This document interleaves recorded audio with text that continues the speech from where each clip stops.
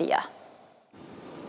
سجلت الحركة الجوية في المطارات التونسية تراجعاً بنسبة 9.4% خلال السداسي الأول من السنة الحالية مقارنة بنفس الفترة من سنة 2015 حسب ما كشفت عنه إحصائيات نشرها ديوان الطيران المدني والمطارات.